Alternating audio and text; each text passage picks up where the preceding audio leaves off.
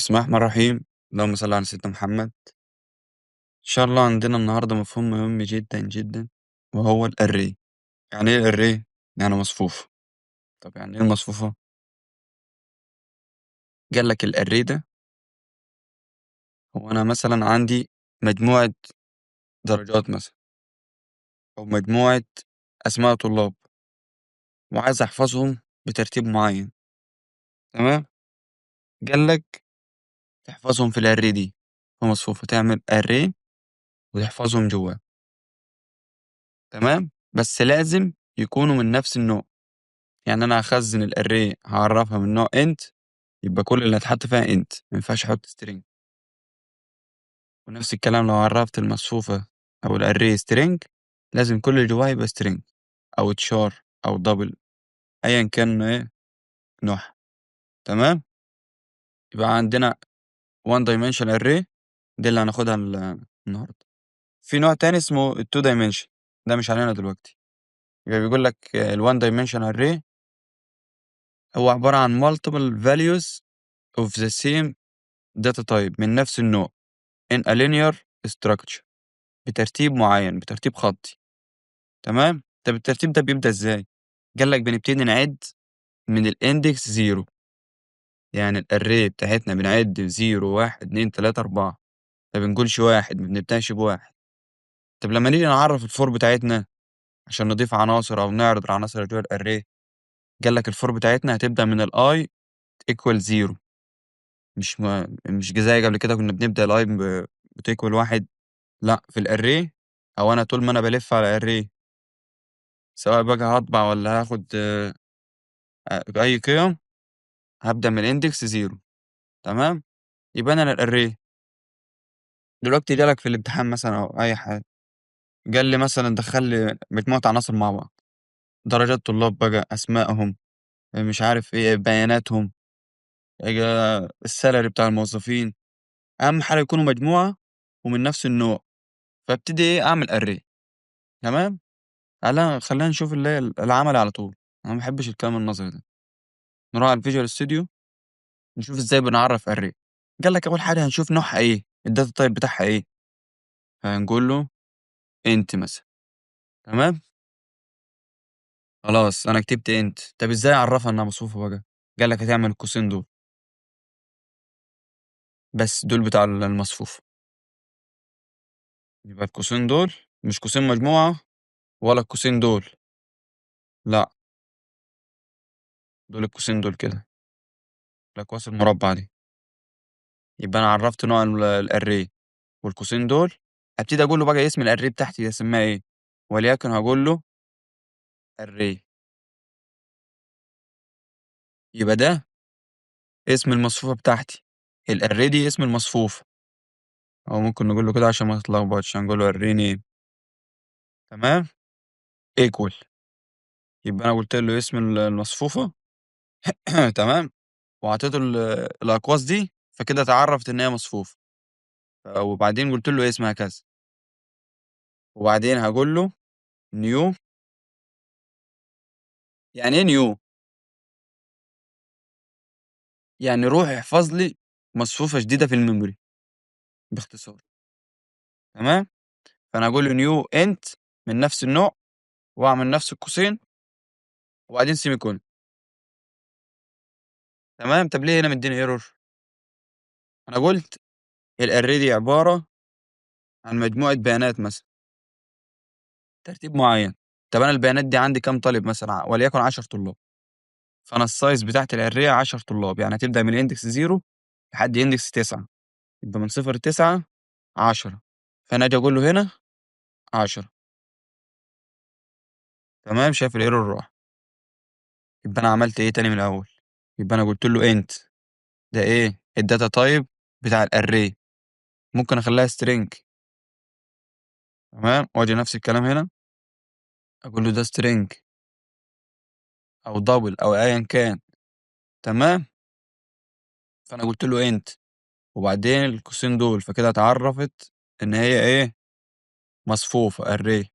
وجيت قلت له اري نيم، ده اسم المصفوفه بتاعتي، وبعدين يساوي نيو انت، وهكذا. طب في طريقة تانية غير دي لتعريف المصفوفة؟ عشان أنتم ممكن تكونوا خدتوا. قال لك إيه بقى، هتكتب نفس الكلام ده الأول، وبعد اللي يساوي قال لك هتكتب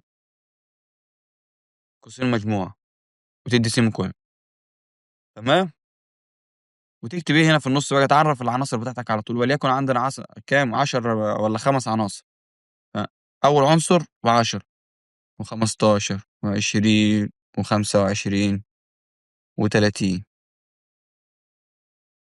يبقى أنا عملت إيه هنا، في الأول أنا ادّيته الsize بتاع الarray بتاعتي، ما اديتلوش قيم فيها، قُلت له أنا عايز array من size 10 فيها 10 عناصر. طب لأ، هنا أنا قُلت له عايزها من 5 عناصر بس، وادّيت له العناصر فعلًا، قُلت له 10 و15 و20 و25 و30. فهمت الفكرة؟ مش عايز الناس تتلخبط، هنفهم كلّه دلوقتي مع بعض.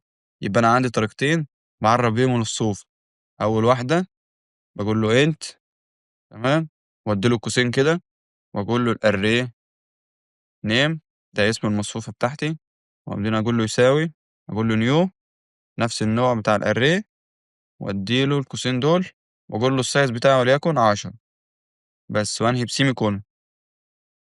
تمام. النوع التاني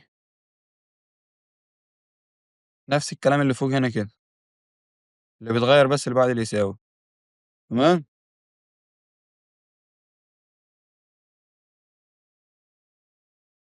هناخد ده على طول، ماشي. يبقى ده نكتب عليه كده بالعربي عشان نبقى فاهمين. نوعين تعريف الarray، ماشي. الناس مركّزة؟ طب أنا عرّفت الarray بتاعتي، عايز بقى أطبع أول عنصر ده، إزاي أوصل له؟ إحنا قُلنا ده index كام؟ إحنا بنبدأ من الindex 0، يبقى أول عنصر ده index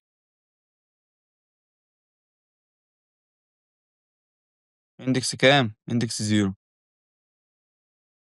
طب والعنصر اللي بعديه ده index كام؟ index 1، وده 2، وده 3، وده 4. يبقى ال5 عناصر بتوعي مترتبين إزاي؟ 0، 1، 2، 3، 4، أدي كده 5 عناصر. الindex بتاعهم ده إيه؟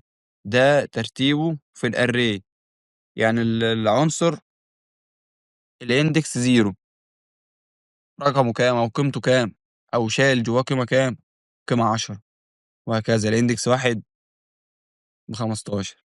طب أنا عايز بقى أطبع مثلًا ال10 دي، أعمل إيه؟ أو أوصل لها، مش لازم نطبعها دلوقتي، قال لك عشان توصل لها مثلًا، أو خلّينا نطبعها. طب عايزين نطبعها هنعمل إيه؟ console إيه dot write line، وبعدين قال لك هتكتب array name اسم المصفوفة. طب أنا عايز أطبع العنصر كام؟ هنطبع العنصر الواحد ده، فأنا أقول له of index 0. هو فِهم إيه دلوقتي؟ هيروح للarray، تمام، هيشوف القوسين، اللي جوّه القوسين ده إيه؟ ده index 0، فيروح للعناصر، فالindex 0 أهو. طب العنصر بتاعه كام؟ 10، هيطبع 10. نبتدي نطبع، بسم الله control F5.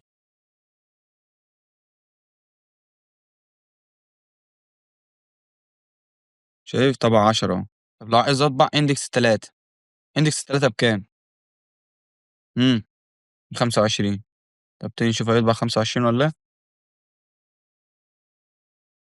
طبع 25 أهو. يبقى أنا عشان باوصل، شايف؟ نفس الكلام لو عايز أطبع index على 4، عشان أوصل لأي عنصر باوصل عن طريق الindex بتاعه، باكتب اسم الarray of الindex جوّه، تمام؟ طب افرض أنا عندي 100 عنصر، الarray بتاعتي 100 عنصر، وعايز أطبع ال100 عنصر دول، أو خلّينا نطبع ال5 دول الأول، هافضل أقول له كده array of 0، وبعدين أكرر نفس العملية 5 مرات، ها؟ أعمل كده؟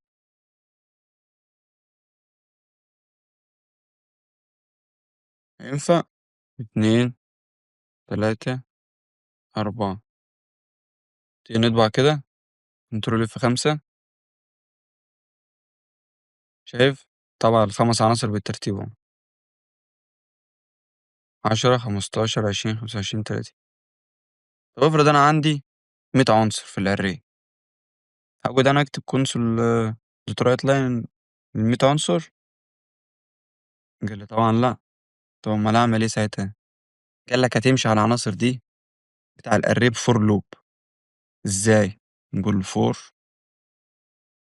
int الi equal 1. صح؟ لأ مش صح. إحنا قُلنا بنبدأ من index 0. 0، 1، 2، 3. العدّي بتاعي في الarray بindex 0. فأنا إزاي هيبدأ من 1؟ يبدأ من 1 فكده هيكنسل الإيه، ال0 ده، فيبدأ من هنا. الarray بتاعتي تبدأ من ده، لأ.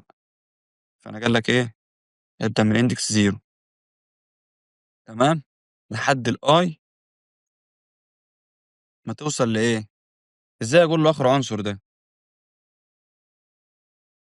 إزاي؟ أنا ممكن أقول له 5. لو قُلت له 5 كده صح. ليه؟ ما هم 5 عناصر، فالsize بتاعي 5. لأ، أنا عايز أقول له آخر عنصر، مش عايز أقول له أنا ال5 دي. طب ما ممكن تبقى أكتر من 5، أنا ما أعرفش عددهم كام. هو لازم أكون عارف عددهم كام، بس أنا مش عايز أقول له كده. قال لك هتعمل إيه، قال لك هتكتب حاجة اسمها size. size إيه؟ array، أنا نسيت.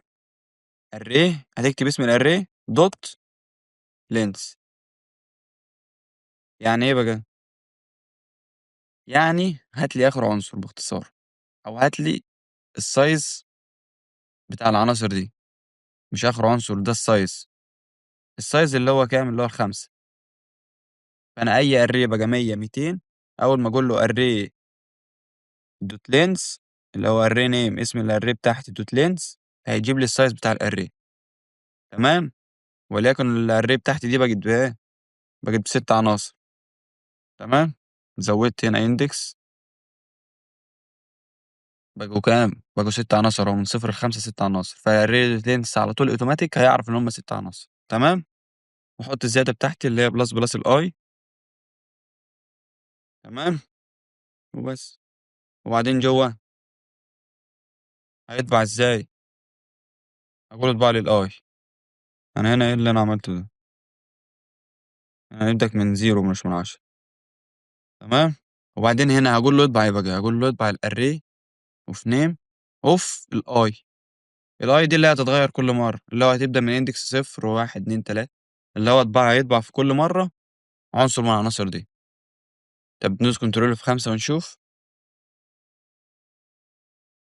شايف؟ طبع عناصر أهو، ال6 عناصر بتوعي. يبقى عرفنا بنعرّف الfor loop إزاي. الindex هيبدأ الi هتبدأ من الصفر عشان إحنا الindex بتاعنا في الarray بيبدأ من 0.